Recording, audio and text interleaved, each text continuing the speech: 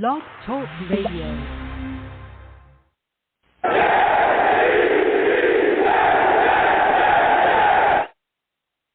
What's going on, folks? It's your boy Long Beach Joe, and I am back, and it is time to talk Jets. We are coming off of watching the New York Jets defeat the Giants in a preseason game, the first preseason game last night. And let me tell you, there's a lot to discuss, a lot to talk about. The New York Jets looked fairly good, man. We looked fairly good. Solid times on offense. Zack Wilson, his performance was inspiring to us all. We were all pretty impressed with what he showed, and the defense was phenomenal. So we're going to get into it. So listen, folks, I'm the man of the people. I'm here for the people. Let me shamelessly promote my Facebook page. Everyone go on Facebook, search the Long Beach Joe Show. Like that page. My content's up there. Go ahead and give it a listen. Message me. I'll message you right back. I love going back and forth with folks about this football team. Also, leave me some feedback. I love hearing about what you folks think I do here on the Long Beach Joe Show. So without further ado, folks, let's go ahead and get into the show. I am fired up, okay? I'm fired up. You can also check your boy on iTunes as well, okay? I'm on iTunes. Search The Long Beach Joe Show on iTunes. Subscribe to your boy on iTunes, man. Come on. You know what I'm saying? I got some subscribers. I want more. You know what I'm saying? I want to connect with more Jets fans. I want to hear y'all thoughts. Also, leave your boy leave me a rating as well. You know, give you guys a 5-star rating and let me know what you think about the show, how everything's going on over here. I love hearing the feedback from people and hearing about, you know, what people think about what I do here. You know, all the comments, everybody saying, hey, keep up the good job, keep doing your thing, really like the show. I truly, truly enjoy it. So, you know, please subscribe again on iTunes and also, you know, leave your boy a rating. I'm also on YouTube as well. I live stream while I do my live radio show. You know what I'm saying? Everybody watching me on YouTube right now, salutes. My YouTube is Long Beach Joe Jets. Long Beach Joe Jets. Go ahead, search that on your YouTube, and boom, you'll see me. I'll be live streaming by the show. You can call in. We can have a lot of fun. You can listen and watch the show and interact with the show that way as well. And subscribe to that YouTube and turn on your notifications so when I post content, you folks will know. You'll get it. You'll get that notification. So listen, there's so much to talk about, okay? The New York Jets go up against the Giants in the first preseason game again. Jets beat the Giants 12-7. So much to discuss. So many things went on, and I'm going to start right at the top first. I'm going to talk about Sulla and his staff, man. Sulla and his staff is something else. And we kind of discussed this during the live stream yesterday. I was going back and forth with a lot of people. We were having a lot of fun. And one of the things that we said to ourselves is how much of a difference this coaching staff has made. Now that we're not sitting around, you know, like we were last year with Adam Gase, watching things just go to crap. Things were just all over the place. Things weren't looking right. Guys were being misused. Guys were, you know, the offensive game plan didn't look like there was a game plan at all. You know, there seemed to be no direction. It was a rudderless ship. We were just swimming around in circles. We had no clue of what was going on, and that seems like this year that is all behind us now. We seem like a team that has a focus. We have a plan. Everybody is on one accord. The offensive game plan looks like a game plan. It looks like, hey, we have an identity. We have something that we're working towards, something that we're building. We're putting our young quarterback in the best positions he can to make plays, to feel comfortable. And I credit all of that to this new coaching staff led by Robert Sulla. We got Mike LaFleur as the offensive coordinator. It feels good, man. It feels damn good to be a Jets fan now, man.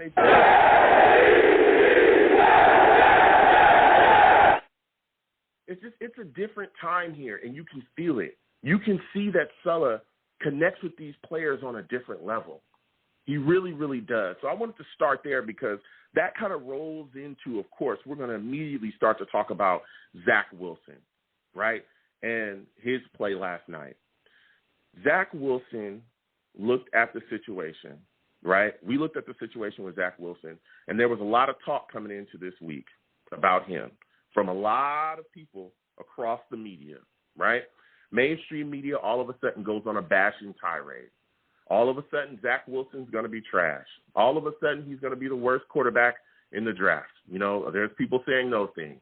All of a sudden, Zack Wilson and New York Jets are never going to succeed. He's going to fail there, all these things, right? And a lot of people started to talk and say a lot of different things, especially after some of the other young quarterbacks had their preseason games and came out and did what they had to do with their respective teams. Zack Wilson comes out, and he's solid. 6 for 9, had over 60 yards. He looked really good. 6 for 9, had 63 yards. One of the drives he actually had led to a field goal. He looked very solid with us. And you could see that once his confidence got rolling, once he got into his rhythm passing, then we started to see all the things that all of us heard about when we were talking about him during the draft. The arm strength, his ability, some of the throws that he was making was phenomenal. This guy's got a cannon on him. You can see it. He was whipping the ball around. He was getting it to where it needed to be. It was accurate. There were some throws that were in the dirt, but it wasn't, there wasn't a lot. Those are things that he's going to continue to work on, continue to grow on. But he looked sharp out there. He did. He was able to move the chains. He was able to really display what he has. And I know that there's some fans that wanted to see him chuck the ball down the field and have, a 300-yard quarter. But, he didn't have that, but he looked very, very good. Very good. And I think that as we continue to go forward and working through this process of the preseason, him still continuing to pick up the offense still, continuing to mold and do things, with LaFleur, do things with his system and push different things, we'll see more balls getting pushed down the field. But let me tell you something. I was excited by Zack Wilson's efficient day. I really, really was. He looked really good out there. I want to see him continue to build upon those things. I really liked what he showed us. Another thing that we saw as well, and we'll get to the callers in just a second. Again, 515-602-9639. 515-602-9639 is the number you can call in. The lines are open. We're going to get to everybody tonight. Please be patient. Another thing that we saw last night as well, like I told y'all, okay, I'm on the West Coast. I watch the Niners. I watch what they were doing over there with the Shanahan system. We all know we got Sulla and LaFleur from that system. They're coming over here. That's what the offensive system they brought over here. Let me tell you something. We going to run the ball. And I was telling people that constantly, bro. We going to run the ball. And we're going to run the ball. We're going to run the ball. We're going to be effective running the ball. And we're going to use a multi-back system because that's what we saw them do with the Niners. Let me tell you, that's exactly what we did in this game. This is going to be a team that's going to run the ball heavy. We're going to take advantage. We're going to show people that we're going to step right in. We're going to muscle you, okay? We're going to chuck you around. We're going to throw you around. We're going to manhandle you, and we're going to run the ball directly down your throat. We saw that last night. Ty Johnson looked amazing last night. And what's crazy is I know that a lot of people, there's some people in the fan base that were kind of surprised by Ty Johnson and his ability. And this is why I'm so excited that we moved on from that character, that fraud Adam Gase, is because, and I told people this when he was our head coach, his inability to properly assess young players' talent, his inability to utilize talent within his scheme cost us guys like Ty Johnson. The ability that he has could have been utilized earlier. We could have saw more, but now we're seeing it. We're seeing him get out and take off and run. We're seeing him, when the ball's put in his hand, how shifty he is, how much he can move. We're seeing that. And he put on a nice show last night. He really did. Also, Michael Carter as well, the young back we just drafted. He was out there. He got quite a bit of handoffs too. He looked very solid as well. Really liked his production, what he brought. Also, P. Ryan. Listen, P. Ryan had a TD last night. He was able to get some carries in his hand as well. One thing I want to see is I want to see P. Ryan get a little bit, earlier carries. I want to see him get some carries a little bit earlier with the first team. But I think, man, let me tell you something. We are going to have at this point, we're having a three-headed monster at running back. You got Johnson, you got P. Ryan, you got Carter, and they're all coming for you. I'm telling you, this Jets team looks very solid, very stout, and we have an identity. Also, one of the things that really looked solid last night as well was the offensive line. That was one of the biggest questions coming into this, right? You go back and listen to last week's show, and one of the things that we were all concerned about was, ATV, he's missing time. He's not going to be there. We're still worried about that right guard position. What's going to happen? Are they going to be able to properly protect Zack Wilson? Last night they showed that they could. Not only did they show that they could and, who they had at right guard, but let me tell you something. They showed that they can open up holes as well. We looked very good. And it wasn't just halfback dive, halfback dive, halfback dive like we've seen in the past, right? It was various calls. The play calling, the type of scheme that was ran offensively for our running game was phenomenal.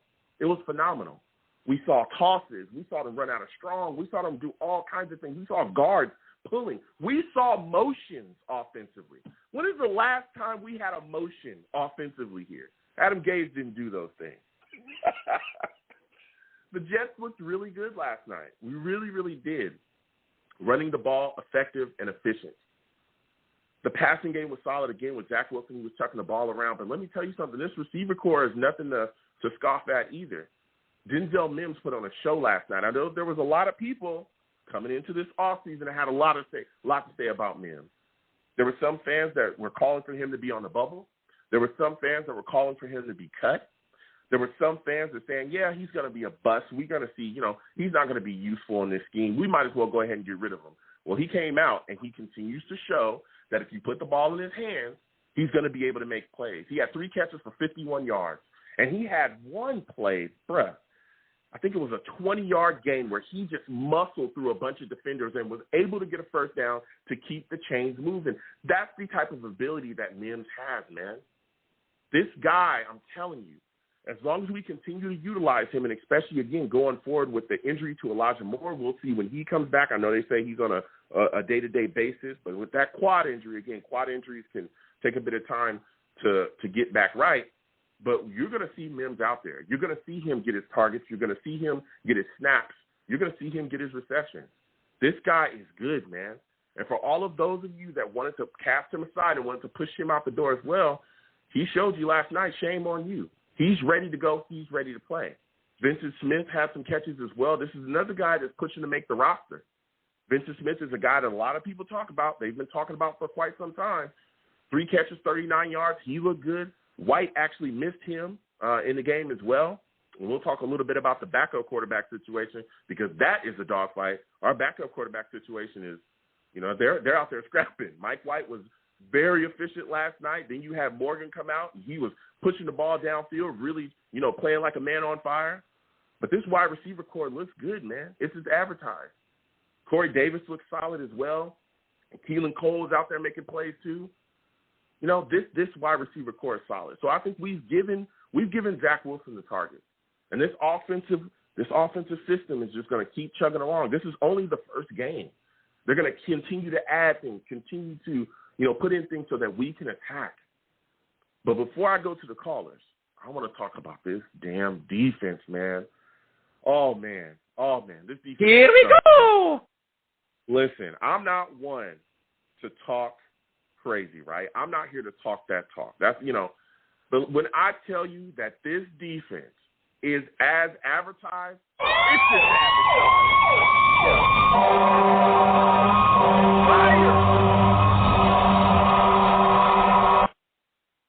Listen, this defense is serious business, and you can already see it.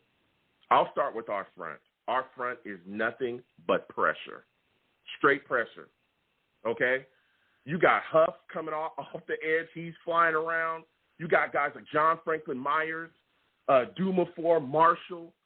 These guys are coming off the edge, and they're trying to take your head off.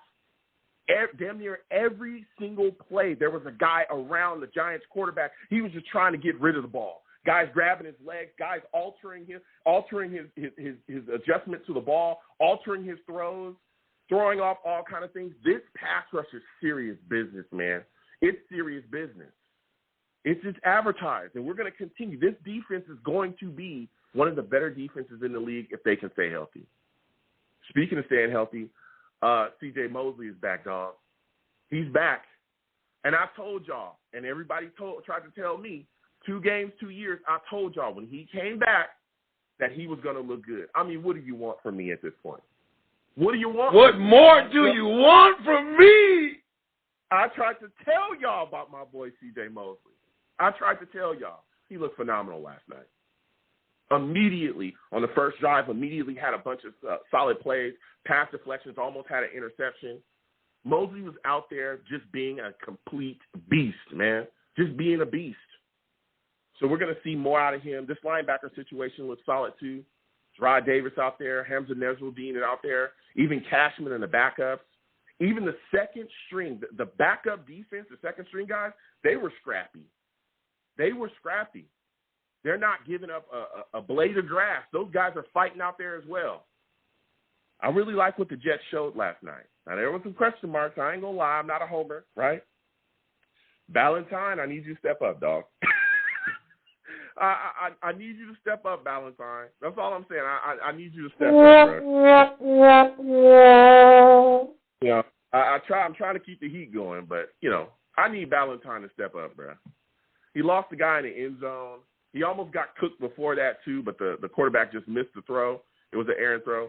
I need Valentine to get it together because, again, we have a lot of question marks in this corner position. So he's going to have to really get a footing better in that situation so that he really will be able to step into a better role at the cornerback position. We all know that he's being utilized on special teams. So, but let me tell you something. As a whole, this defense looked really, really good. I was very surprised, very shocked at how immediately they were just attack. I really, really liked it. So we're going to get to the callers. I'll tell you, I can go on all night. But we're going to get to the callers again, 515-602-9639.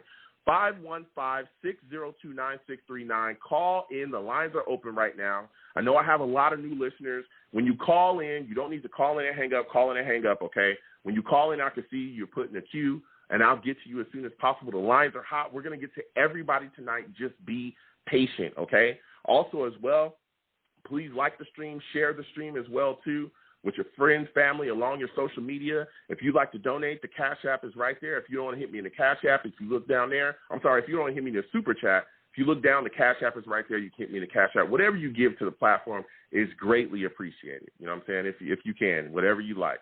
So now we're going to get to these lines again, 515-602-9639. 515-602-9639 is the number. Call in. We're talking Jets. We're talking Jets preseason. So first, we're going to my guy, 973. 973, I'm coming directly to you. Salutes to you, my friend. I want to thank you for calling in tonight. Give me your thoughts about this Jets preseason game against the Giants. How are you feeling about Zack Wilson at this point? Well, thanks, Joe. I've been here before, but it's been tough to get through. I'm glad I got here. I was impressed with the games, with his performance so far, but it's still he has a lot to live up to. I mean, it's one preseason game. It was great, but still, we can't judge by just one preseason game. And we gotta think of when the real season starts, because everybody's making a big deal about our last quarterback, and well, he just completely bombed out. So I do have a little bit of skepticism, with it. I mean, it takes a lot more than just, one preseason game to convince that he's going to be, the next great big quarterback in the NFL. But I liked his performance, what he did. And he, showed who was boss in the Snoopy Bowl, as some of my friends called it last night, since we both play at MetLife, Jets and the Midgets, the Giants. So it shows that, that we still, we can put up a fight against our opponents. We really need to work on our defense more, because I thought our defense was, in shambles over the last few years. So if we can work on that, and if Zach has games like he has, I see a lot of potential for him. Yeah, and look, again, I want to thank you for calling in. Look, I hear you, and I'm not a guy that's trying to anoint him or crown him the next, I don't know, Joe Namath or nothing like that. I think we're all excited about the situation. We're all excited about him going out there and just being efficient. We're all excited about him going out there and making plays and taking what he was given. You know what I'm saying? And again, and I know a lot of fans that kind of are thinking along the lines or even taking it further, and they were saying, well, he didn't play as well as I wanted him to because he wasn't throwing, 50, 60-yard bombs. It's like, okay, well, let's give him some time. Of course, we're all excited about what he did in the first preseason game.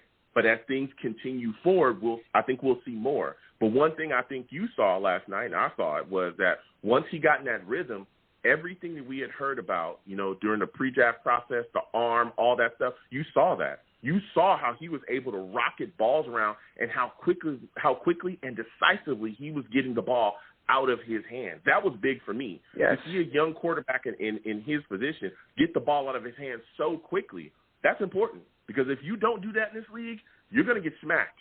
Okay? You got guys coming around big time. various guys in this league that they come around this edge with a head full of steam, big guys that are running 4.4s, some of them running 4.3s, and they're trying to take your head off. You have to get the ball out of there, and he did that. So I like what he brought to the table, and like you said as well, as he continues forward, we'll continue to, see him grow as a quarterback. I want to see my head get cut off. We didn't get a chance to know him that well because he played at, BYU, and we don't get a chance to see a lot of BYU games around here. So it was a little bit hard to tell, how well he's going to do.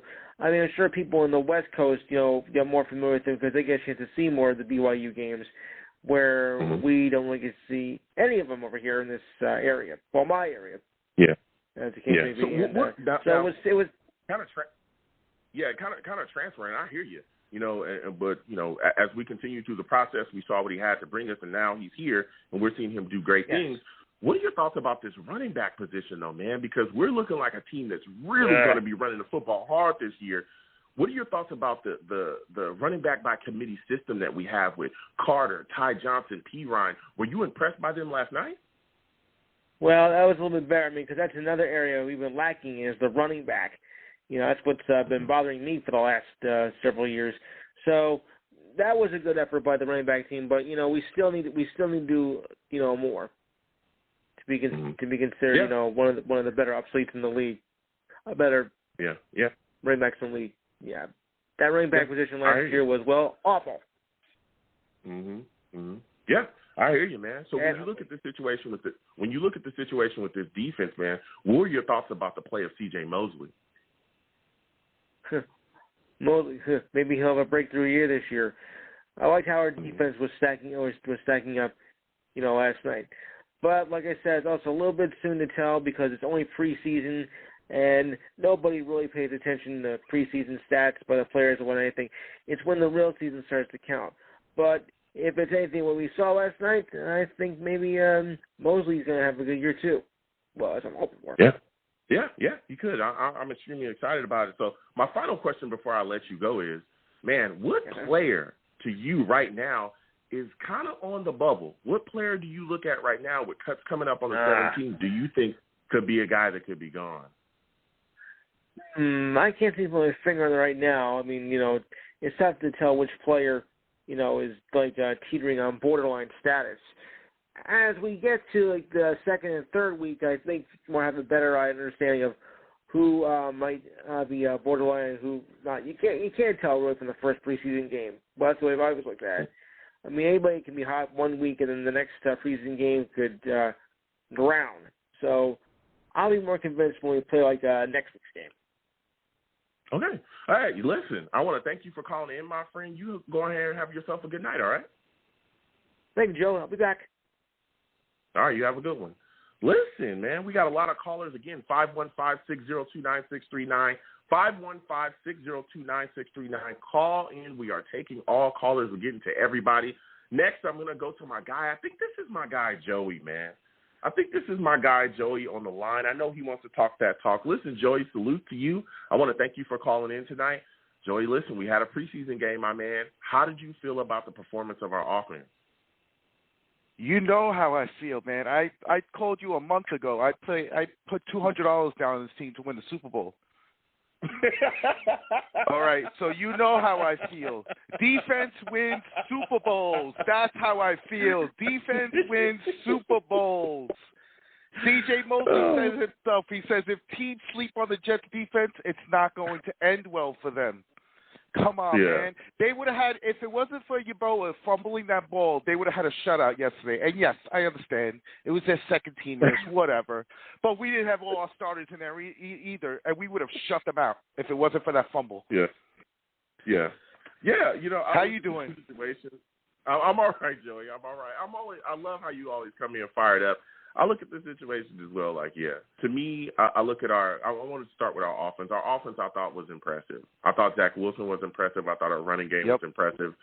Some of the things that we did up front, and that's going to lead me to my next question for you is, when you look at this offensive line, were you shocked that they performed as well as they did, even with guys like ATV missing? I was shocked that they performed that way with the backups. Very shocked. Mm-hmm. What a difference a year makes from last year. What a difference. Yeah. I told you on our first conversation a month ago, this is a totally different team with the coaches and everything. You have Salah running the stairs at MetLife Stadium before the game. Come on, man. Mm-hmm. Come on. Yeah.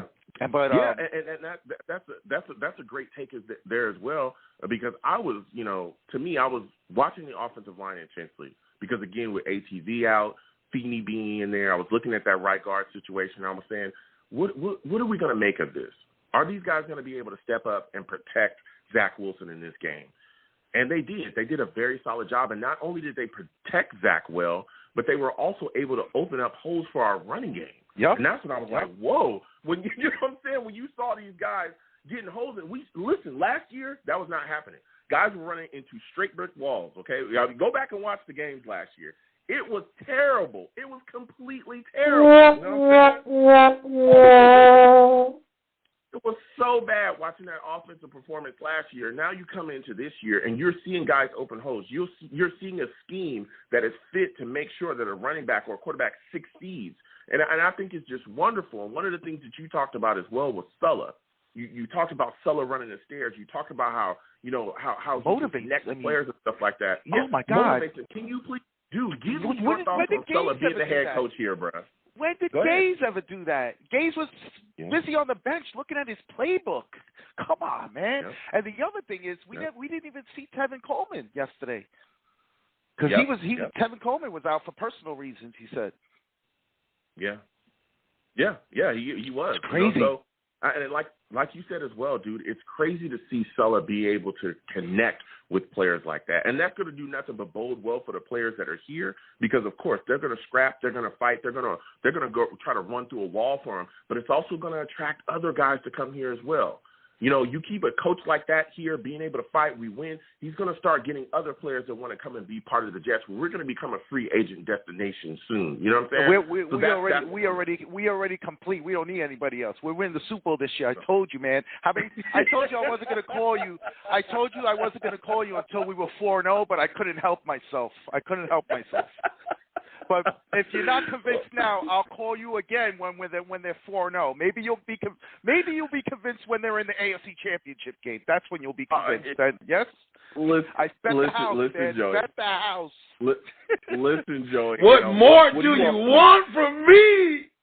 I don't know what you want from me. Look, I love the Jets. I love the Jets as much as you do, but I'm going to wait a second before I'm talking about us winning the Super Bowl. You know what I'm saying? But my final question before I let you go, because the lines are extremely hot right now. Yep. You know, for you, when you look at the situation, what player do you think is kind of on the cusp of losing a roster spot or possibly getting cut? What is the guy that you're looking at saying, hey, you need to step up your performance before you end up being gone? He almost lost the game for us. Valentine, I think he's out. Him and if Yeboah doesn't step up, I think he's going to be another one that's going to be out too, which is a shame because I liked him. But those are the two. Yeah. Mm-hmm. Yeah, okay. Look, I respect those takes. Listen, Joey, this is a phenomenal call from you. Let's give you a hand, man. Let's give you a hand. Studio audience, go ahead. Give him a hand, man. Please. Yeah. Joey, a hand.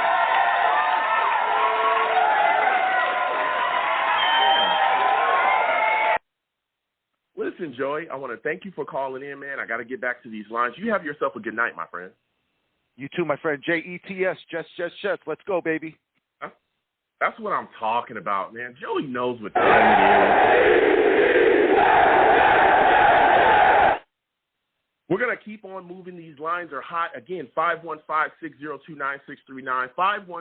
515-602-9639. Call in. The lines are open. Please like the stream if you're watching. Please subscribe if you have not subscribed yet. Turn on your notifications. Also, share the stream as well. You know, send it to your friends, send it to your family, share it across your social media platforms. If you'd like to hit me in the super chat, please do. Whatever you give to the platform is greatly appreciated. If you'd like to donate through the Cash App, the Cash App's right there on the bottom. You can also donate as well. So we're getting back to these lines. Again, 515-602-9639. 515-602-9639. Call in. We are taking all callers. So next guy I'm going to is my guy, Tommy, man. I'm going to my guy, Tommy. Tommy, salutes to you. I want to thank you for calling in, man. Listen, Jets-Giants preseason game, Jets were able to come away with the win. Not only a win, they looked very solid as well. What were your thoughts about the performance of Zack Wilson in this game? Zack Wilson, man, it was like a dream, Long Beach. It was like a dream. Yeah. This guy, Yeah. he came out. I mean, he was known for his pinpoint accuracy. He throws balls bullseyes, and Yep. 6 out of 9? 6 out of 9 was bullseyes for me compared to what we're used to. I mean, it was like a dream because he didn't get injured. He he didn't throw a touchdown, but he had a point-winning drive. The first drive they got 3 out of it. And I could not believe my eyes. I could not believe my eyes on Beach. And thank you for the recognition. Salute to you as well. Good to hear your voice as always. And just waiting for you to come down to Hermosa Beach. I can buy you a drink, man. First, again, salute to you, and I want to thank you for calling in, man. Listen, I was happy with the performance, like you said as well. 6 for 9, efficient. We saw the arm strength. He made some throws. There was a throw. I forgot who actually caught the ball right now, but they were coming across the middle. He hit him right in stride, and the guy was able to get down, and they pushed and moved the chains, and it was a first down. I mean, he looks good, bro. He really looks good as advertised, and that leads me to my next question for you because I look at this offensive system, and we saw motions. We saw a lot of things that, dealing with Adam Gase, we never saw. What are your thoughts about our offensive game plan and how it seems like we're also going to be running the ball quite a bit as well with the usage of our running backs in that running back that by committee system? You know what? It was like a dream. I was watching a new team. It was like watching a new team, and I don't want to pat myself on the back, but I called it first play, a running play to the left. I mean, Tucker wasn't in, true, but they still went left, and they still were to get a first down in their first play, or nearly so. It was a big run, and who was that? That was Ty Johnson that had the first touch, right? It might have been. It might have been Ty Johnson. It was either Ty Johnson or Carter. I think it might have been Carter though. No, definitely Ty Johnson. And was it Ty Johnson? He was all over. He was great. He was fabulous. Mm-hmm. They were all these running backs were great. And I just couldn't believe it. And even though Tucker was out, look who was there for him. Look who was subbing for him. They have this kid. Who was it? The right guard, Feeney, right? Feeney was in. Yeah, Feeney. I believe Feeney was in. Or the left guard. He was playing left guard, Feeney. Well, anyway. Yes, sir. Feeney was he's an animal. He's an animal. We seen him at the Islander game. He was crushing beer cans on his head. I mean, he was a freaking animal. He was with his whole crew. My cousin was even there. My cousin was there. He witnessed it himself. They were crushing beer cans on their head, going crazy, and this guy did his thing. I was really impressed, and I was just smiling. I smiled all last night. Everything was going right. Everything was going right for us. And let me just backtrack a little bit for you here. PFF, Pro Football Focus, ratings came in out of all the first round or all the quarterbacks that went first in this best and PES league. And we're going to start with Trey Lance. They gave him a 48.8 rating. The next one up, guess who? Trevor Lawrence, 58.7. After that, and same thing for Justin Fields, 58.7. And then the next best guy was Mac Jones, 79.5. And the best rating went to our man, Zack Wilson, baby, 80.3. 80.3. Give me a Jets chant, man. I need it, man. Yeah.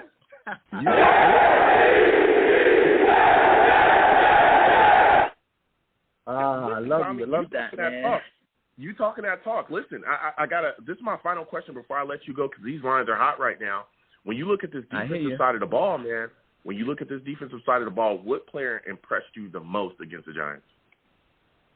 Well, I have a few. However, look it was with Jonathan Marshall. He's the one that had the safety at the end. The safety. I was loving this whole game, and they crack a safety of all things. You believe that? I mean, I have a few. I was content with Brandon Echols. He had a monster breakup in that game. A monster. Top notch, all pro breakup. However, he needs some discipline, man. I think he had like 2 penalties. You know? Yeah. He lacked a little, you know. But Long Beach. Yeah. I just want to just point it out there for all of us.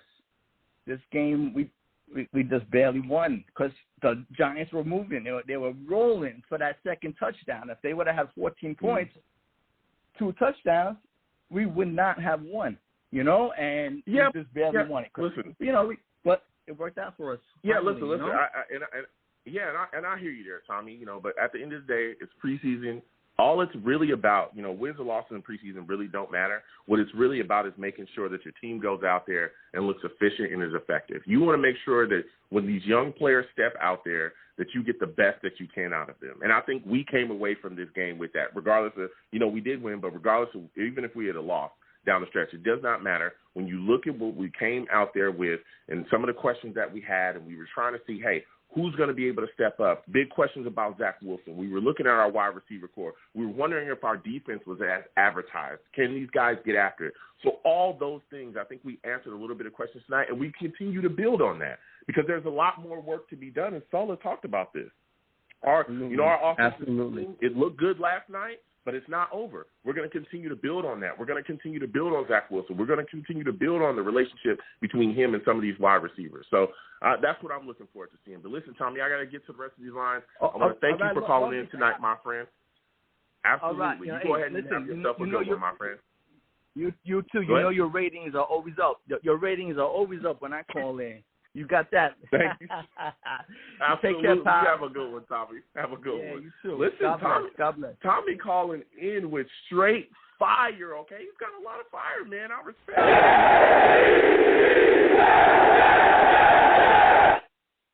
I respect him. He's talking that talk. So we're going to keep getting to these lines again. 515-602-9639.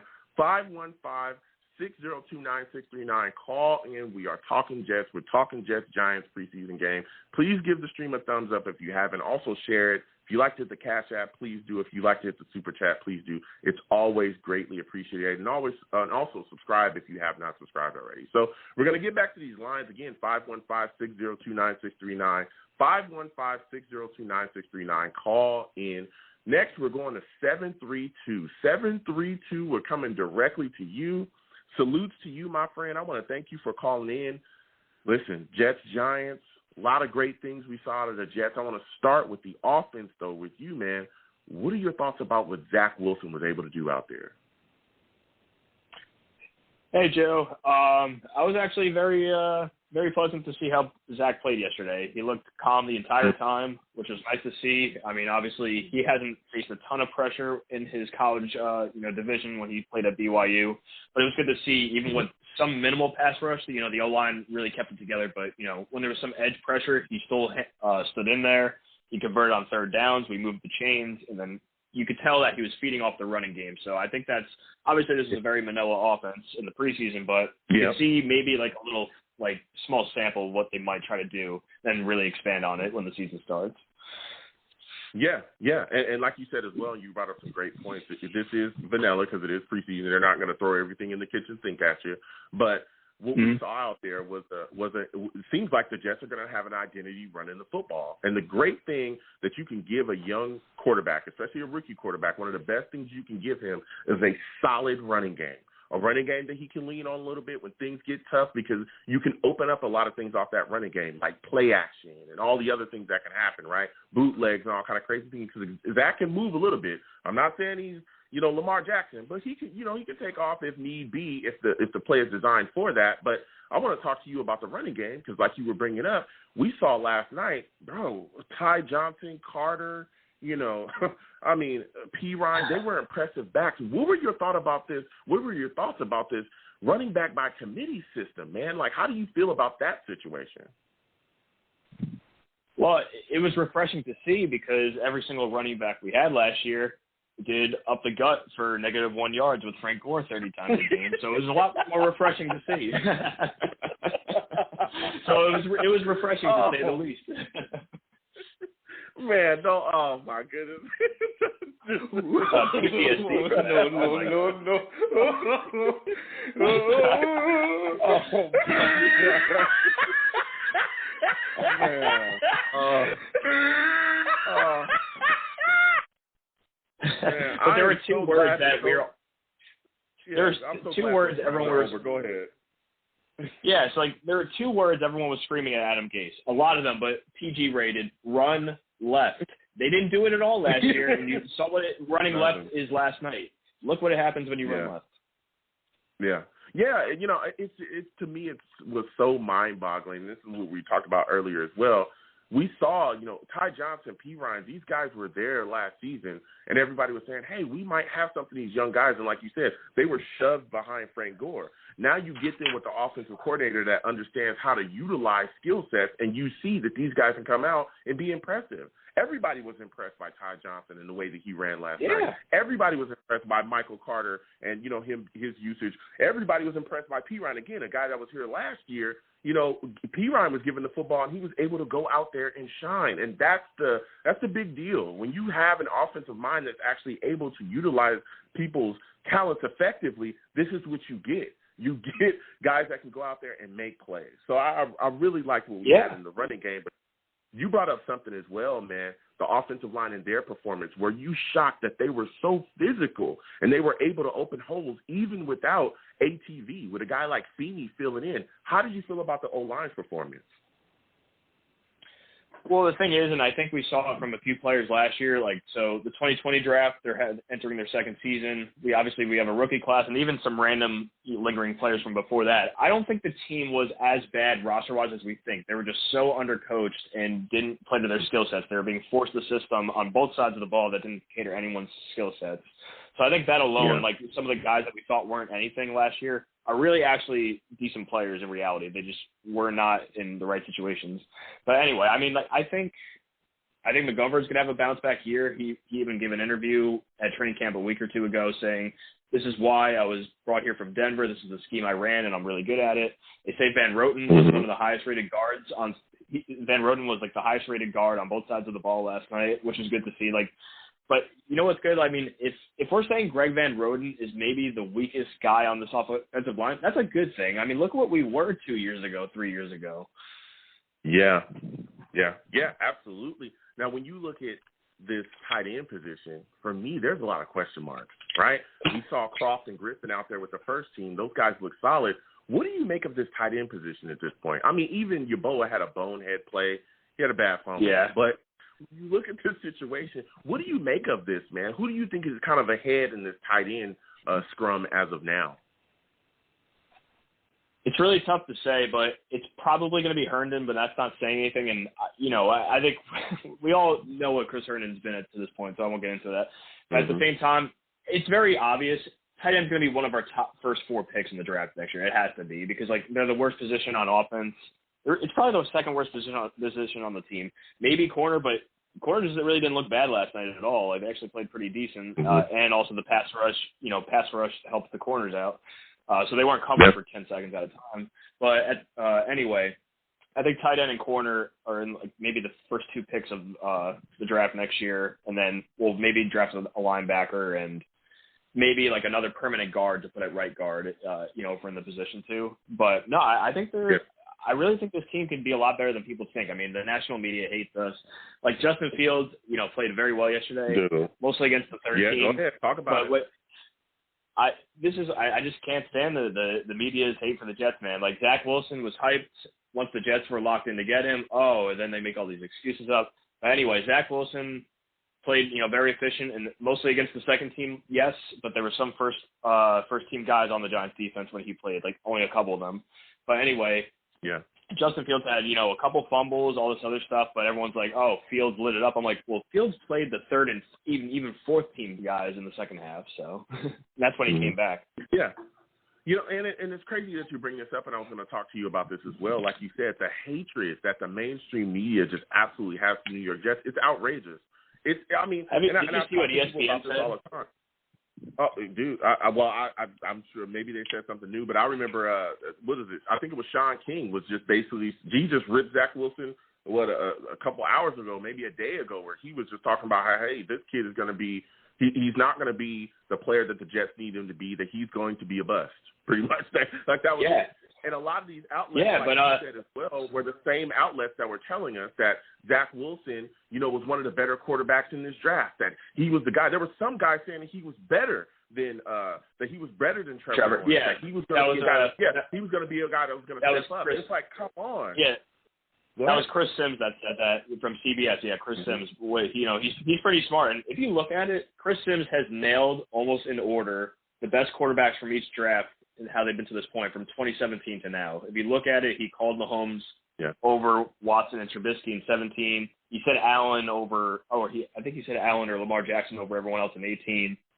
19 quarterback draft I think is horrible looking at it now. It's really just Kyler Murray.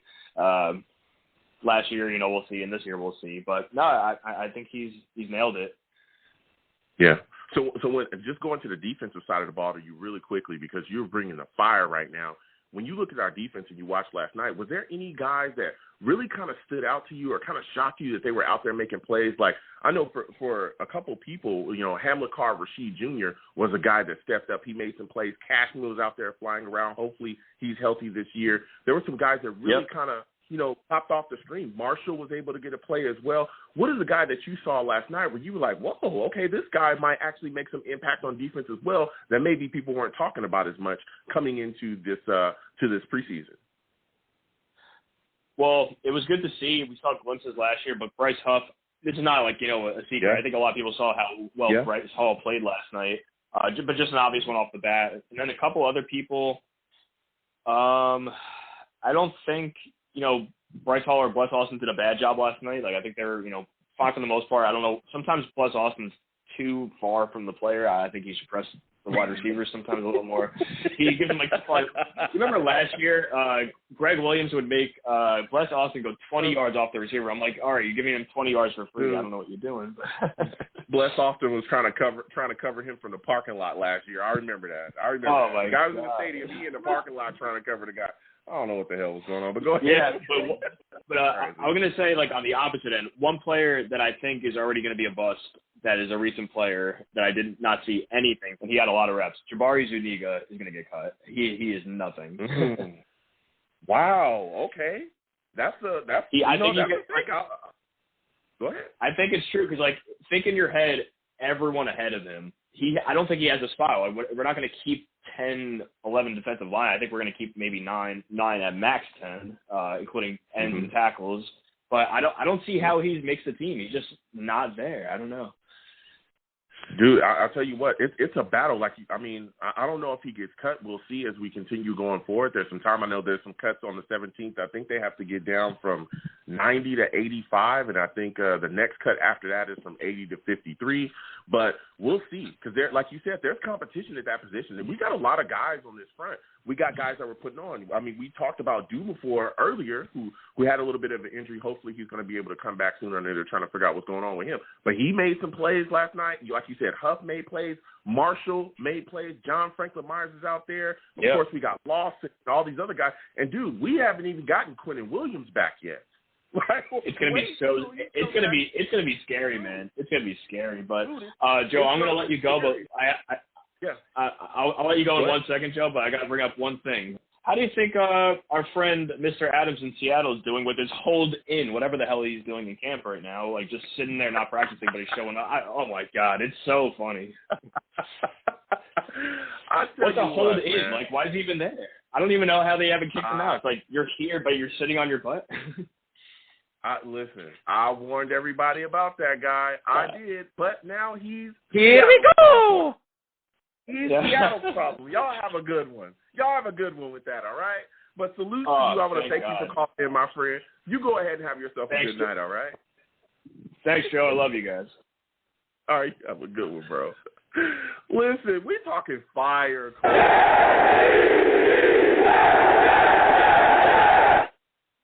You know, people want to talk to me about Jamal Adams. Yeah, I respect it. I told y'all.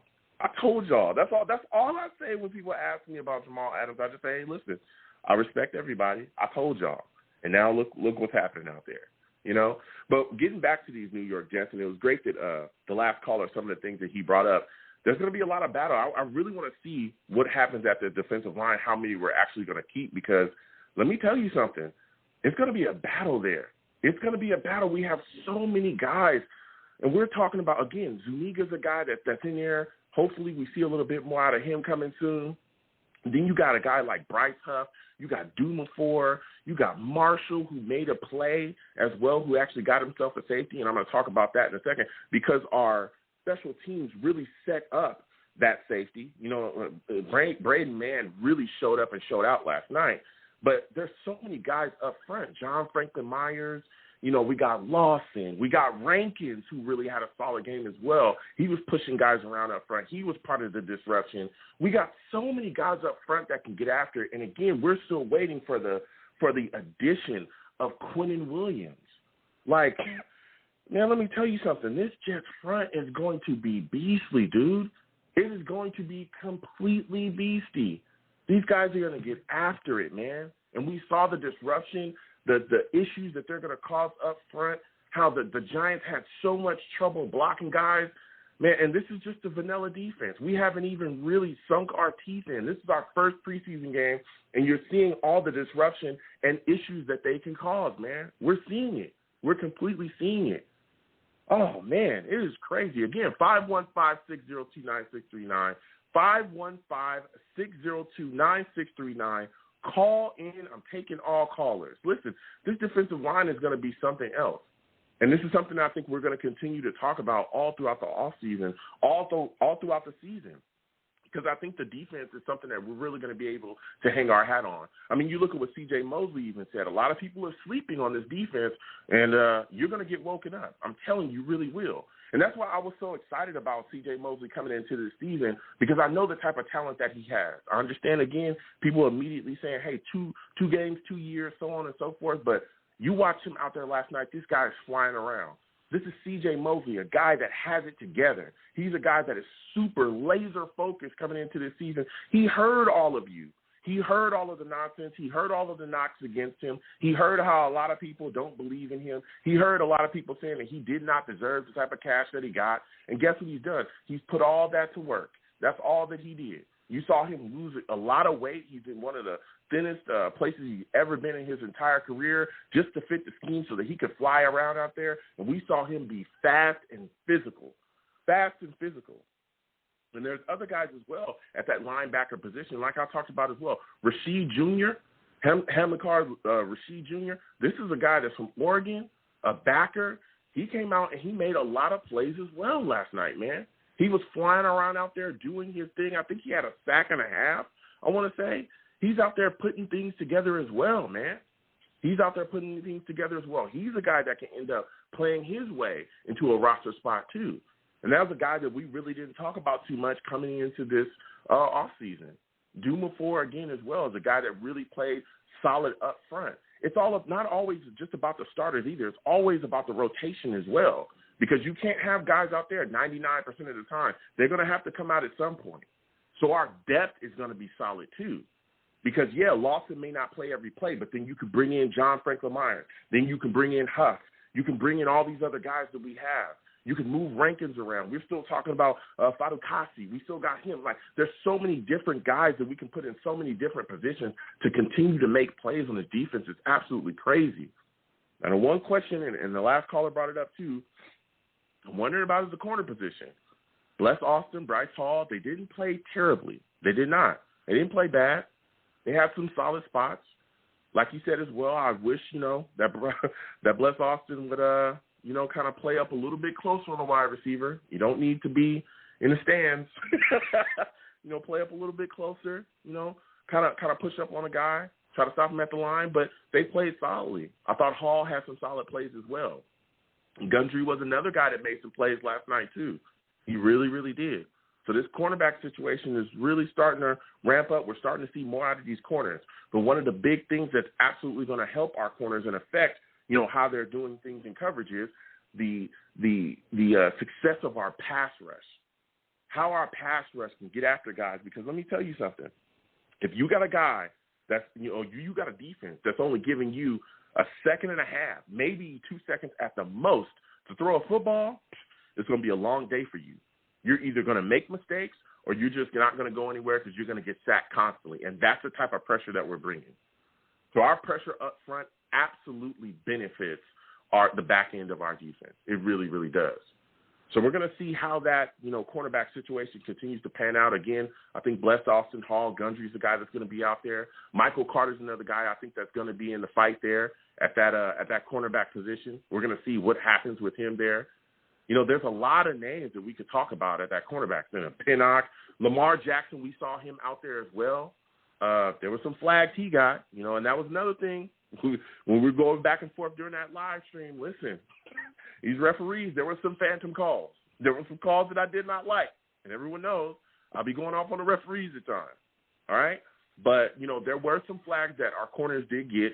And hopefully, going forward, we clean some of those things up. But, Lamar Jackson had some plays where he gave up a little bit. We'll see him continue to get his feet underneath him in his defense.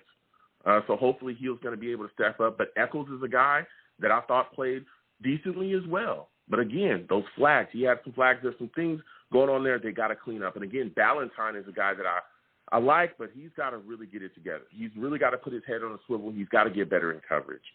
Another position I think we need to talk about, is our safety position. Let me tell you something. Marcus May was out there too. Looked decent. Marcus May is who Marcus May is. I think as we continue forward, particularly going into the season, I'm telling you, Marcus May is going to be utilized like crazy in this offense. He's so versatile. He can do so many different things. You know what I'm saying? His skill set is so vast. He's a guy that you can bring up to the line because he can attack you, and he can also help in run support as well. He's a guy that when he comes down there, I'm telling you, he's strong. He'll bring the wood. He'll bring the lumber for you. But he's also a guy that's extremely solid in coverage as well. And that was one of the things that we were talking about a long time ago, and I brought this up. You look at this situation, one of the reasons why Jamal Adams was so successful here doing some of the things that he was doing was because you had Marcus May that was able to take away some of the responsibilities that would have been on Jamal Adams. He's able to take some of those away because he's so good, because he's so good in coverage, because he's so versatile. And we'll see that this year. I think Sulla is definitely going to put him in a lot of positions. And Joyner is a guy that we've seen really fly around constantly, fly around all over the place. And I think we'll continue to see that. So let me tell you something. This Jets team is something to be excited about. Really, really is. Even when you look at the Jets special teams, Braden Mann, we talked about him coming into this preseason as well. This was a guy that we looked at and we said, hey, he can affect the game. He really, really can. You look at the situation, him having a solid leg, him continuing to be a solid punter in this league does nothing but bode well for our defense. If he can pin guys back, right, within their 5 or pin them in their 10, it's going to be a long day. And that's what we saw yesterday. That's what we saw. That sack that Marshall got was set up by solid punting.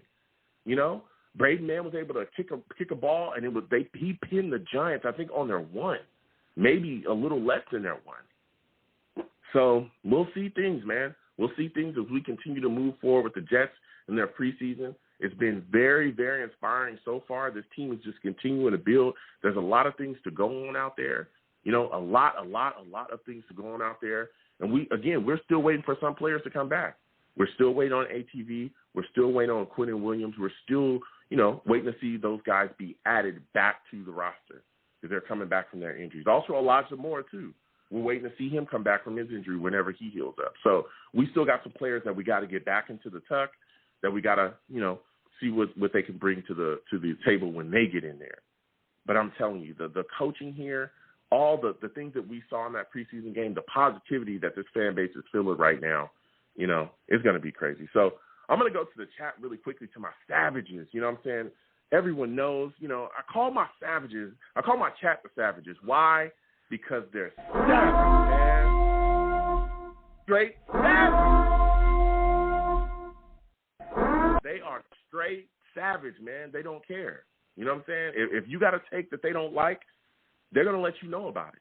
You know what I'm saying? And it doesn't matter who you are. Nobody is safe.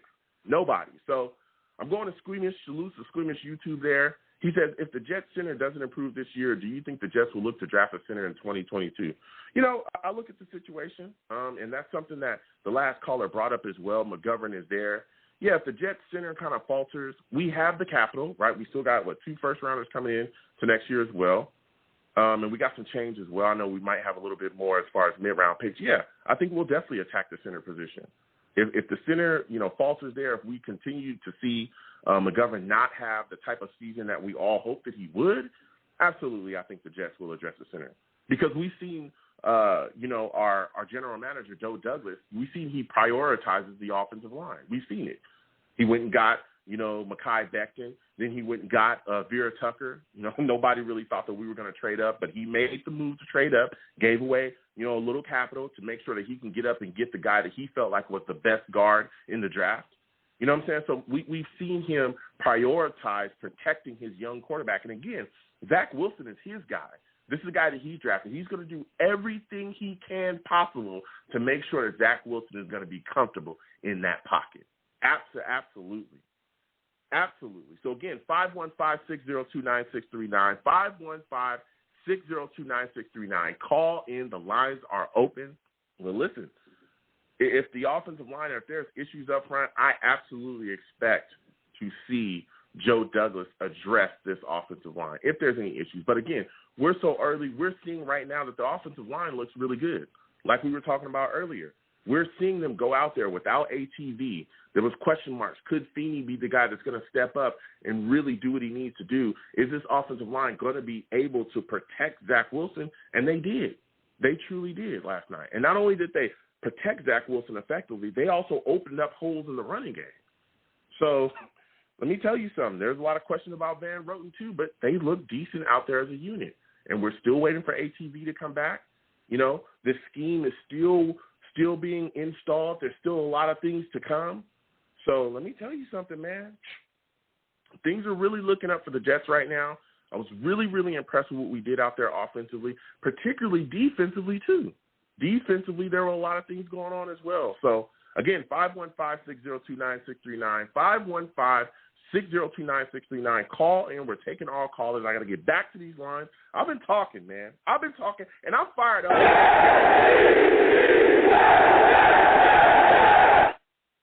Fired up about these Jets, bro. So let me go ahead and get to these lines. I think this is my guy. Is this my guy, man? Is this my guy, Monty? I think it's Monty. Monty. Yes, sir. Yes, sir. Listen, you're not getting past my security this time. Here we go. No, you're not getting past my security. I heard you this time. The sirens went off. Yes, sir. Yes, sir. Yes, sir. Yes, sir. Yes, the sir. sirens went off. You're not sliding past my security this time. We saw you. You got me. So, you got me. It's about time you tightened up, man. Listen, I had to pay my security a little bit extra. I'm not gonna lie. I was kind of, trying to be a cheapskate there, but you kept sliding through. You're crawling through windows. You're coming through all these doggy doors. I can't have that. All right. Yes, I sir. need my spot to be secure. Okay. So salute to you, Monty. Yes, Thank you for calling in tonight. Listen, Jets Giants preseason game. Give me your thoughts on what you saw out there from this Jets defense. How did you feel about the way that we looked? Our first team guy, C.J. Mosley.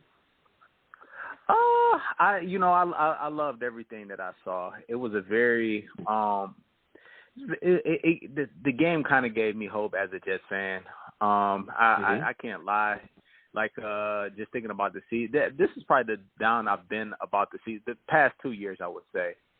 But the preseason game was amazing. I saw flashes of actual NFL talent defensively, and I haven't seen that in a couple years. But I still think this team has a long way to go, Joe. Like I love the feel good game, but when I'm looking around the league, and that's what I'm basing off of, Joe. I'm a fan of the Jets, but also I'm a fan of football, man. I know what good football looks like.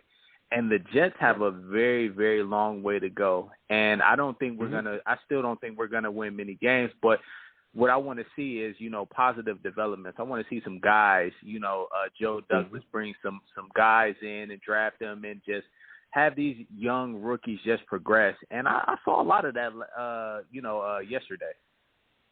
Mm-hmm.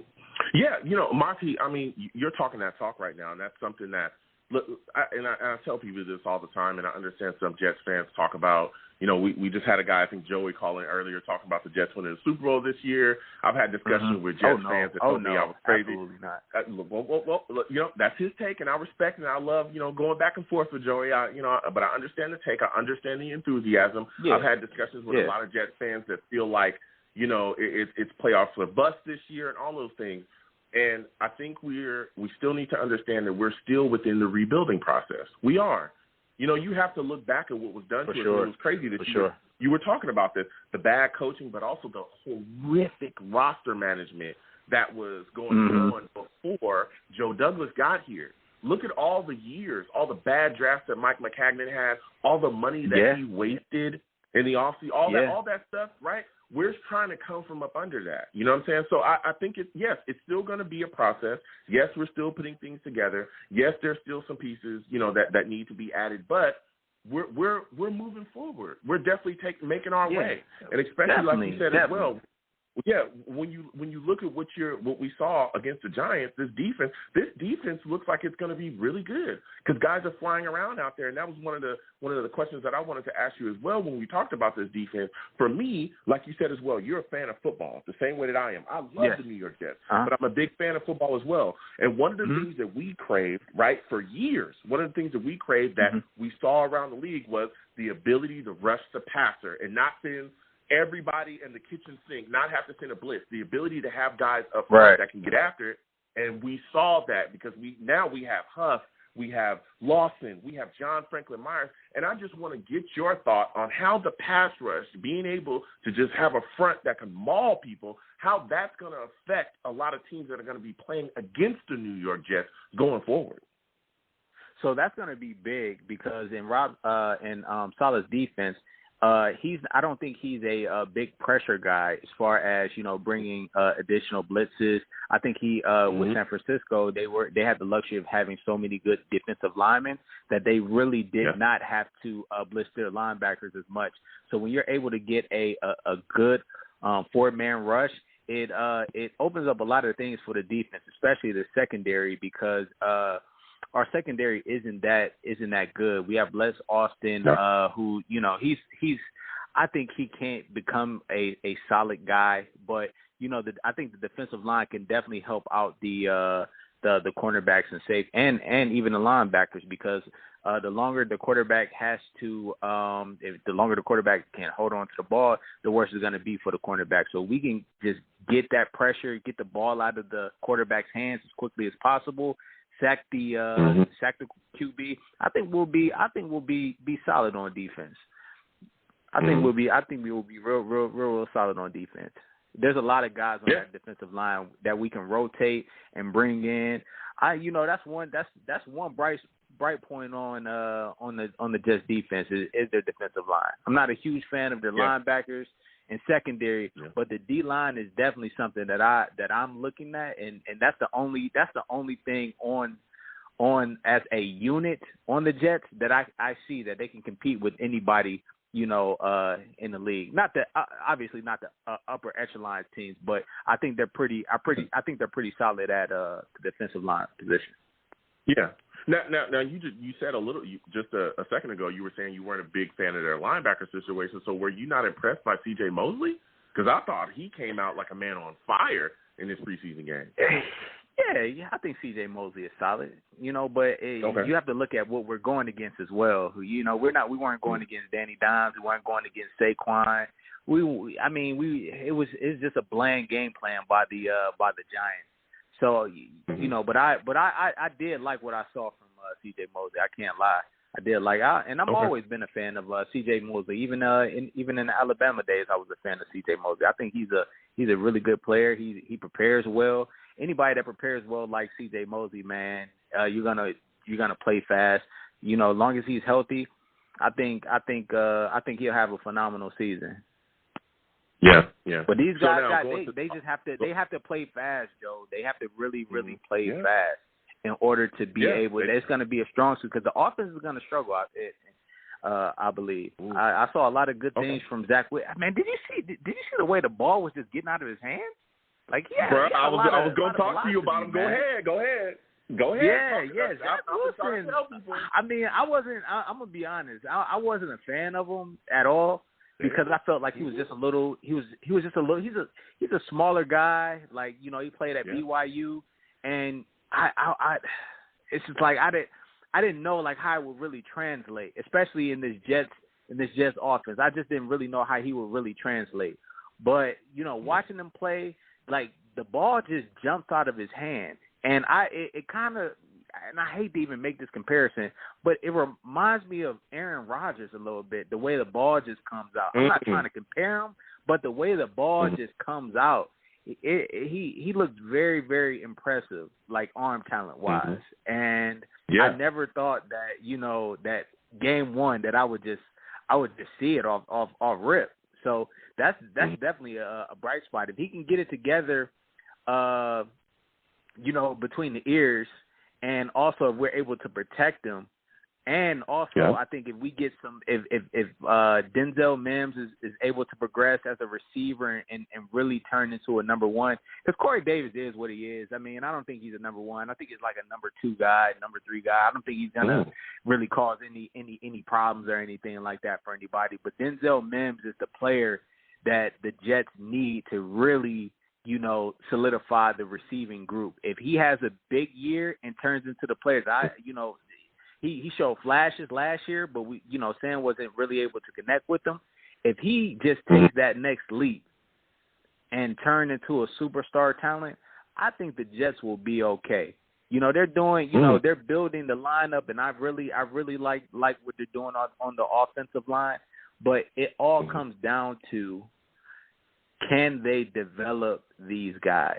And the one thing that I thought that Joe Douglas did a terrible job of is just bringing in enough veteran talent to be able to show the rookies and show the first and second year guys of how to prepare and how to compete at the highest level.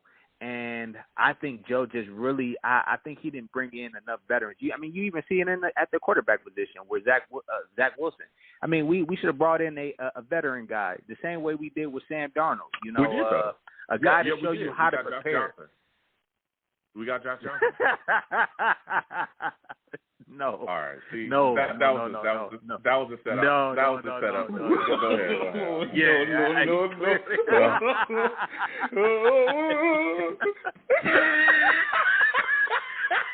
I don't like talking about it.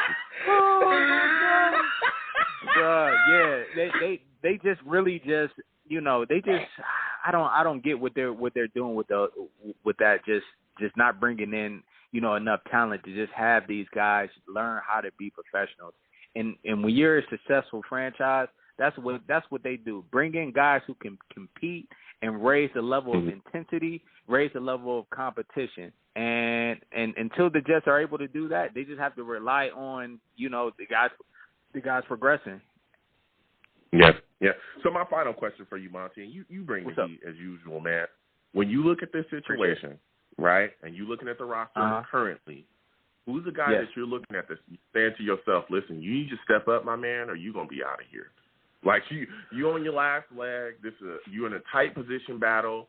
You know, you're not looking like you're ahead of anything right now. I understand it's the first preseason game, but it's like, bruh, all off season, I've been worrying about you. Now you come into this game, I'm still worried about you. What is the guy that you're saying to yourself, listen, this next preseason game, you need to have some impact, or you know, that man Joe, knocking like, on your door. We can't afford to get rid of anybody.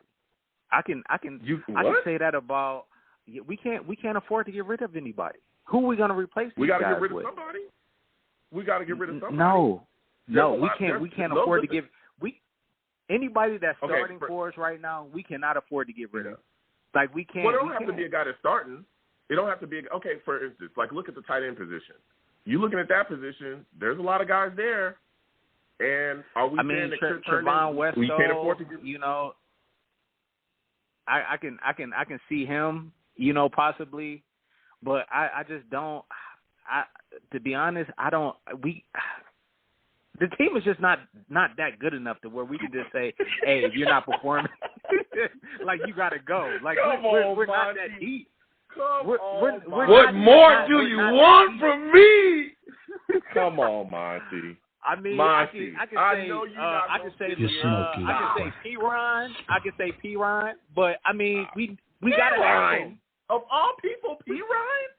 Yeah, we need him. You said we should get, oh my, you worried about P-Ron? You're worried about P-Ron possibly being cut? P-Ron is a guy that I think we're going to keep. I'm looking at it like this. I look at this tight end position, and this is one of the positions that has one of the biggest question marks on the roster, right? They're probably the worst position on our offense. Our wide receiver position is looking solid. Our quarterback position, again, especially with these backups, like you said, veteran guys, we all said that. But if you watched last night, bro, Mike White, efficient. He looked good out there. Even Morgan, when he came in, he looked like a guy that knew that he had, like a guy with a fire under his butt. He said, listen, this dude Mike White, he's just thinking and dunking. I got to come out and push the football downfield, right? So those guys look like they're going to be competitive there. They look like maybe they'll be able to hold the fort if Josh Johnson doesn't take over that position, right? Our running back position looks good. Our offensive line position looks good, even without ATB. These tight ends is the biggest question. Cross, Griffin, they're running with the first team. Why does no one want to talk about Chris Herndon anymore? Y'all talk to me about him all offseason, and you don't want to say nothing now? You're smoking crack. No, because we cannot afford to get rid of Chris Herndon. We can't afford it. I can't say, hey, Chris Herndon, if you don't perform, you're going to be out of here. Who are we going to replace him with? Ryan Griffin? Really? He was playing last year. We're going to keep him. We're going to cut Chris Herndon and keep him. Oh, we crying for Chris Herndon. Pay attention. We crying for Chris Herndon right now. Listen. This is how we're just devoid of talent right now, Joe, to where we cannot afford to cut players. We can't. We have to develop every single player on the roster. Every player needs to be developed. Okay. So I'll tell you what. We can't afford to. Because we got to get down. Go ahead. Listen. Because this is all, I'm a big fan of letting it play out, with Joe Douglas. But I think Joe Douglas is just, we had a lot of players on you. I don't think you just get rid of players just to get rid of players. And I think Joe Douglas, just like any other general manager who comes in, they just want to get rid of all the players of the previous regime, and they just want to bring in their own players. But the thing with Joe Douglas is he was always a second too late in getting rid of players. He always he held on just a little too long. And then he'll cut them whenever we actually needed somebody at the position. And now we're just in the position where we just got to develop the players that we have. We can't afford to cut anybody. Okay. All right. Well, that's my piece take, everybody. But in a perfect world, Chris Herndon would be the first one out of there. Like he would have been cut last year. He would have been cut yesterday. Like he would have got the hell on. But we can't afford. We can't afford it. Well, look, I'll tell you what. I don't see why we can't afford it if he's not giving us nothing. What has Chris Herndon done? And again, I'm just saying, this is one of the guys. There's other guys as well where you're wondering, hey, is this guy going to make the roster? Can he stick around? Because, again, we got to get down eventually, right? I think we're going from 90 to 85, and then we're going from 80 to 53 in like a week or two or something like that, right, where cuts is coming. So there's guys that are on the bubble. Dude, just last week they were talking about Denzel Mims being on the bubble. And I came on here and was like, what are you talking about? And in the offseason they were talking about Jamison Crowder being gone. It's like what are we doing? Like, we can't afford to get rid of Jamison Crowder. I'm saying, that's all I'm saying. So I'm just wondering, okay, now who is everybody feeling like, hey, You better get it together. But listen, Monty, I got to get back to these lines, bro. It is always good to talk to you. You always come on with a solid take. Go ahead and get Yes, let's listen, go. Monty, you have yourself a good night. Let's go. All right, you take it easy, Joe. All right, peace out. Listen, Monty coming on. We're going to keep getting to these lines again, 515-602-9639. Call in. I want to hear everybody's takes. I want to hear everybody's thoughts. You know, this is where I come and ask the tough questions. I love talking to my Jets fans. I also have people that follow me that are not Jets fans, that are just football fans. I love talking football in general with everybody. So, again, 515-602-9639, 515-602-9639. Call in. The lines are hot. They're wide open. Let's talk about it. You know, salutes to all the savages in the chat. I call my chat the savages. Why? Because they're savage. My guy, J.E., going off in the chat. J.E. said, Yeboah is a goner. Listen, I love Kenny Yeboah. I was hoping, you know. But that fumble, that was a bonehead play, but we'll see. We're going to keep getting to these lines. Again, 515-602-9639. Please give the stream a thumbs up. Please share it. If you like to hit the super chat, please do. If you want to hit the cash app, please do. Anything you give is greatly appreciated. And also, please subscribe if you have not subscribed to the channel and turn on your notifications. So we're about to get to these lines, going back to the callers. I think this is my guy, Jacob, man. Jacob knows his Jets. Salutes, Jacob. I want to thank you for calling in tonight. It's always good to speak to you, my friend. Jacob, give me your thoughts, man. A lot of hot takes, a lot of things flying around right now. Who are you looking at right now on offense and saying, this was a guy that I was thoroughly impressed with in this Giants game? Who was a guy on offense that you looked at and was like, wow, you really showed me something? How's it going, Joe? Nice to talk to you again. And I would say probably, of course, everyone wants to go to Zack Wilson because he definitely was impressive. He looks like a veteran out there slinging it. Quick release and everything, great arm power. And I would also say I was really impressed with both Denzel Mims and LaMichael Pirine. I think those were two guys who just in the offseason were obviously being talked about a lot as potentially being cut, more Pirine than Mims about being cut. But I think they both had very, very solid games. And I was also impressed with Mike White. I think he did a good job in that backup role. Didn't make too many mistakes, and that's really all you want from your backup is just someone who's not going to make too many mistakes and sort of just hold their ground. So I was pretty impressed with those three. Yeah, and you know, we're gonna. I'm telling you, we're gonna go because you know your Jets and you know what you're talking about. Listen, you talk about Mike White. How many times do we have discussions where most Jets fans were saying this backup quarterback situation is ugly? Like, is ugly. We don't know what's going on here. We need a veteran guy in this locker room. We need to have someone come in. Mike White, not the guy. Morgan, not the guy. And like you said as well, Mike White came out and was extremely efficient. He looked really good out there. And again, he's a backup. He's playing against backup. But in this, and you know as well, that in this league, backup quarterbacks are important because there's going to be times where your starter may go down.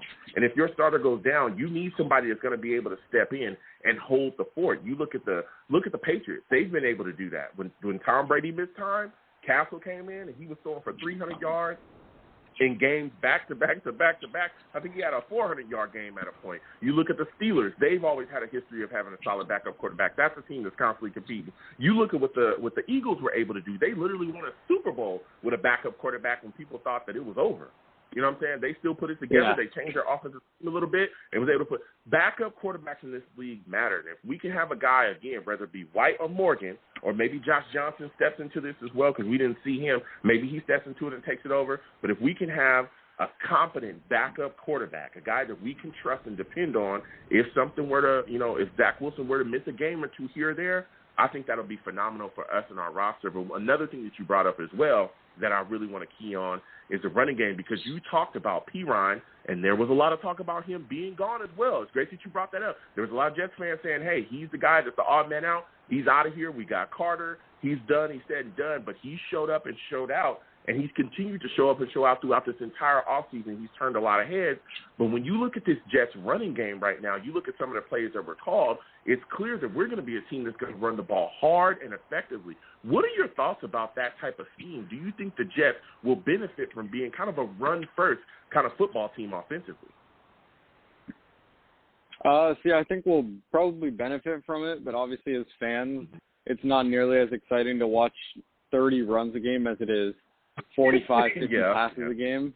But I think, for us, we're at the point in desperation where we just want to do whatever to win, whether it's winning 3-0 games or winning 50-49 games, which obviously isn't going to happen. But, for us, it's just been too long since we've won, a decent amount of games. So I think at this point, all Jets fans should probably agree that whatever it takes to win, whether it's running the ball 35 times a game or running it 8-9 times a game, we'll settle for it.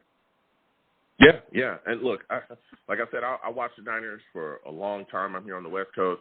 I watched them run themselves into winning games. I don't give a crap how we do it. I just want us to be successful offensively.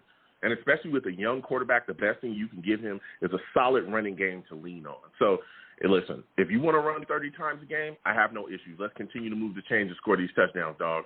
Because Seattle for years had a strong running game. We see where that took them. The Steelers for years had a strong running game. We see the Ravens still have an extremely strong running game, and we're seeing them compete year in and year out because later on in the season, they're just able to get physical and just completely destroy you. You know what I'm saying? So I really like that we're doing that, and it's great that you brought that up too. Now, you're looking at this offensive line, man. Were you shocked that they were able to play so well even without Vera Tucker out there?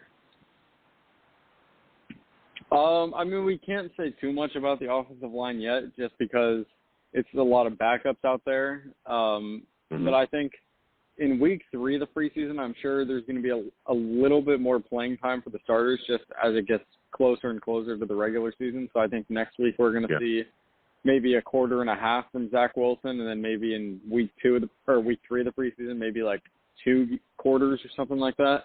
And I think that'll go for the rest of the offense and defense too. So I think as time goes on, we'll really get to see a little bit more from them.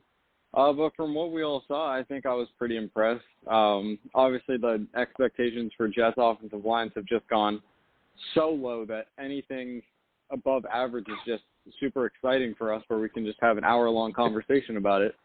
But, I think they did a pretty good job, And then when we get Elisha Vera-Tucker back, it should be even better for sure. Yeah. So when you look at this defense, man, we saw it really get up and get after the Giants. What are your thoughts about some of these guys that are coming off the edge, this pass rush? What guy on defense, particularly on this defensive front, really impressed you against the Giants?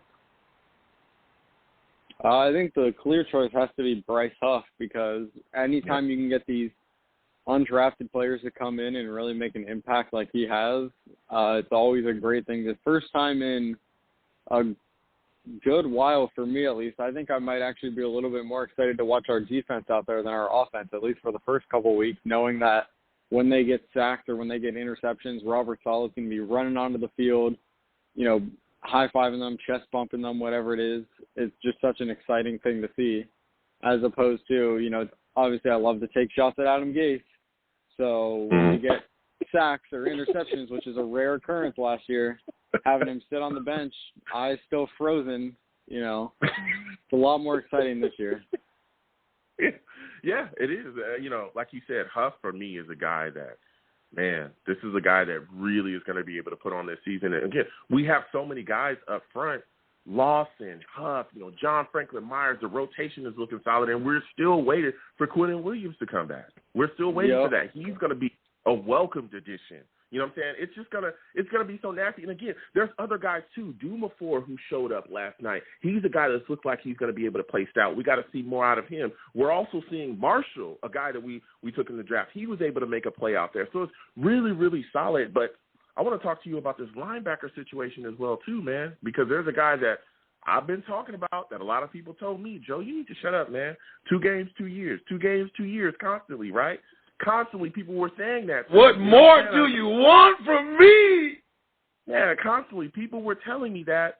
C.J. Mosley steps out on the field and looks phenomenal, man. He's out there making an impact immediately in the running game. We saw him almost have an interception.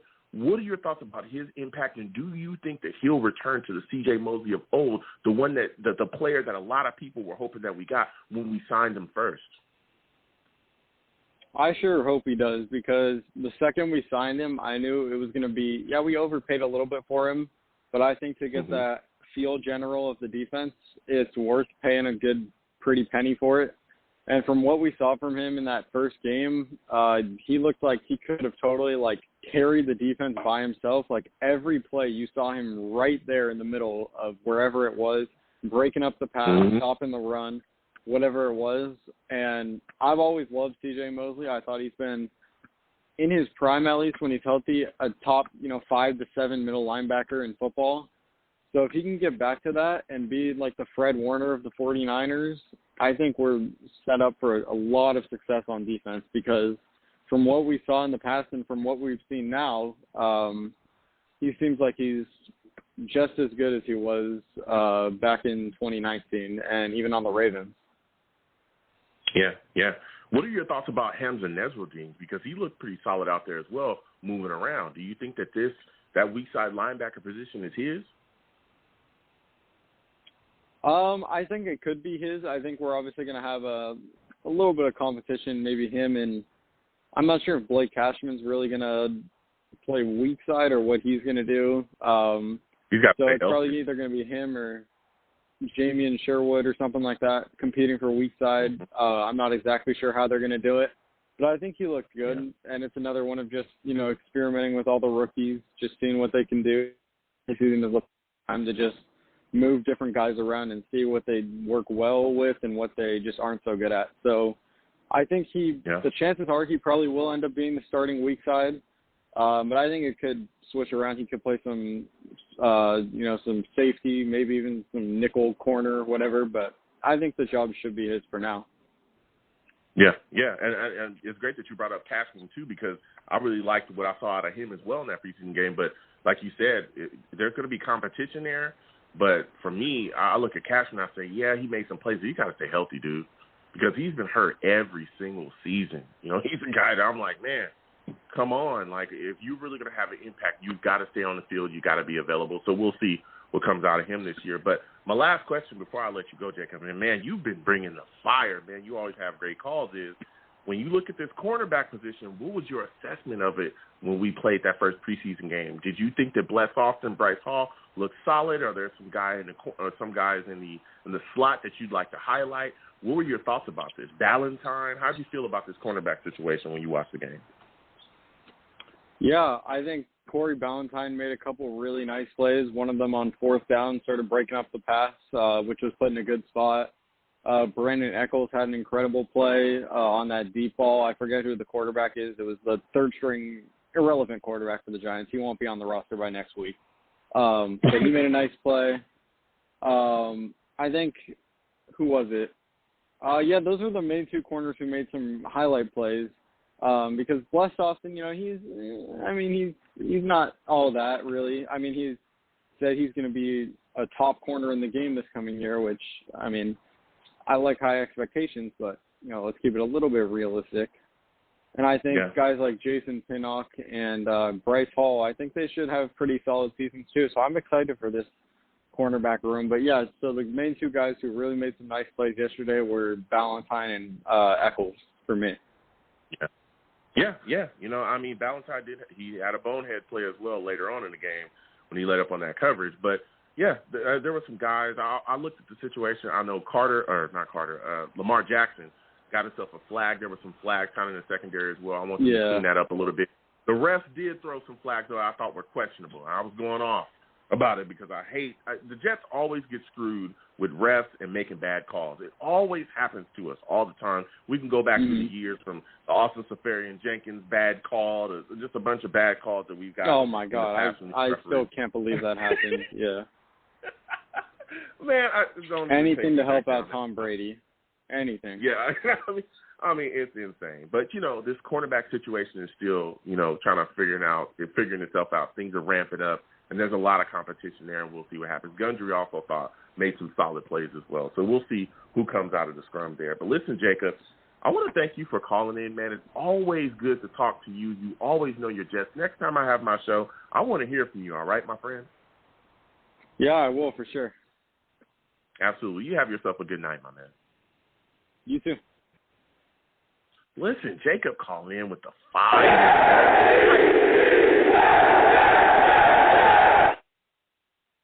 Listen, man, this has been a heck of a show. Salutes to everybody, man. Salutes to everybody. This has just been a great time to be a Jets fan. We had a very solid game, man, a very solid preseason game. Things look good. Salute to everyone in the chat as well, all the Savages. Salute to Sam G in the chat. Sam G says the O-line looked rock solid even without ATV, and the D-line looked dominant even without Quentin Williams. Just think about that. Sam G, you're talking facts, man. You're talking facts, and wait until those guys come back. Again, our offense, our wide receiver core looks pretty solid, and we don't have more out there, you know? Wait until he comes back. Like, they're just we're still waiting on more additions. And I understand, I'm not saying that the New York Jets are going to win a Super Bowl. I'm not saying that we're going to, you know, have a number one seed. I'm not saying we're going to the AFC Championship. I'm not saying any of those things. But I am saying that I think this Jets team is going to shock a lot of people this year, and I think we're going to be fighting, man. And we have quite a bit of talent on this roster, and I think if coached correctly, man, we're going to be somebody to really contend with. Really, really are. And I think we have the coaching staff here now to really be successful. Especially, again, you look at the mainstream media; they've been so quick to attack. I think it's Marcellus Wiley was talking about how since the Jets don't have fights in camp, the New York Jets don't have an edge. They're not a team that, you know, we don't have any fire. We don't have any dog in us. And I think that was a ridiculous take as well, and I think it was a shot at our coaching staff because I feel like with the Jets, it's like you're damned if you do, you're damned if you don't, right? If the New York Jets were having fights every single day at camps, if they were having brawls and a guy were to get hurt or there were just continued issues going on, then the media would immediately attack us and say that, well, the New York Jets are unfocused and Sulla can't control this locker room. That's the narrative that would be spun then, right? Listen, Sulla has brought in a mentality where it's all about stepping in, learning what you need to do, making sure that you're effective at what you need to do by any means necessary. And if they have to work, then they put in the work.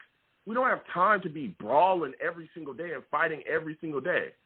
We're out here trying to learn. And there have been sessions where there have been punches thrown. But we don't need team brawls every single day. That's insanity. We're out here. We're a young football team. We're working together. We've come together as a team. We're going to continue to fight. We're going to continue to put things out there. We're fighting to try to learn our scheme. We're fighting to try to learn our positions. We're fighting to make sure that we're good to go when it's time to line up against that next team. So, like, come on, man. When you hear these things and it's like it's so ridiculous, the media will do anything to dump on the New York Jets, and I'm tired of it.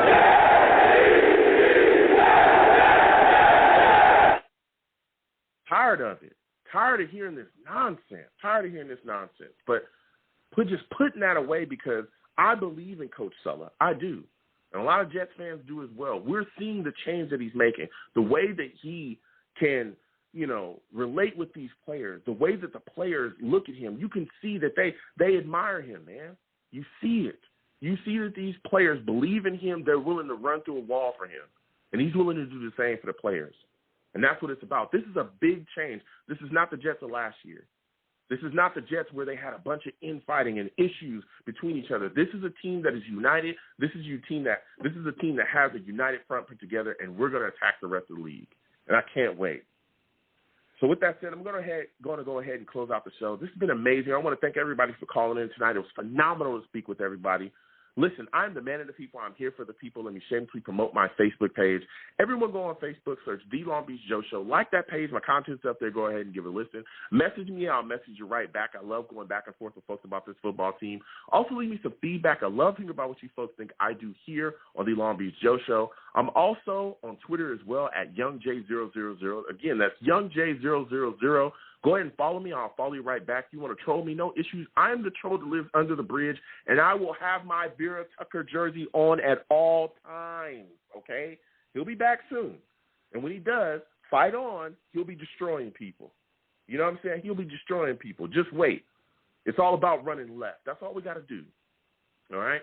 So I'll be down there trolling. I'll have my jersey on. I'm also on YouTube as well at Long Beach Joe Jets.